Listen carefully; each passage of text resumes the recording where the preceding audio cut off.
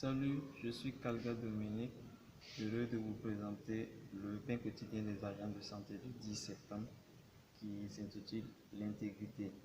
La pratique de la justice et de l'équité, voilà ce que l'Éternel préfère au sacrifice. Psaume 21, verset 3.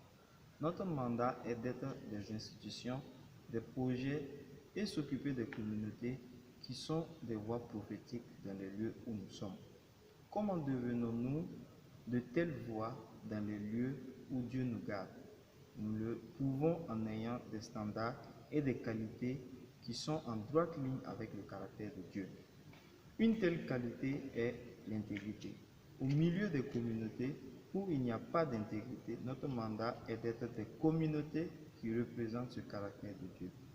L'intégrité dans l'utilisation des ressources financières et bien d'autres que Dieu nous a données est un domaine que nous avons besoin de développer. Nous ne devrions tolérer aucun manque d'intégrité dans les échanges financiers.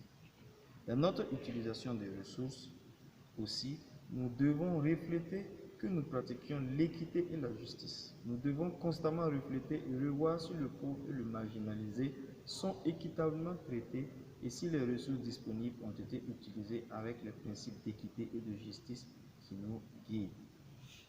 L'autre domaine de l'intégrité dont nous devons nous focaliser dessus est l'intégrité dans les relations.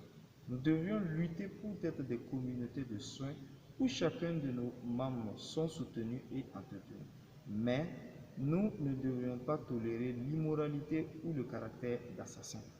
Nous devrions travailler dans le sens de nous bâtir nous-mêmes en tant que des équipes et des familles où nous nous occupons et soutenons les uns les autres.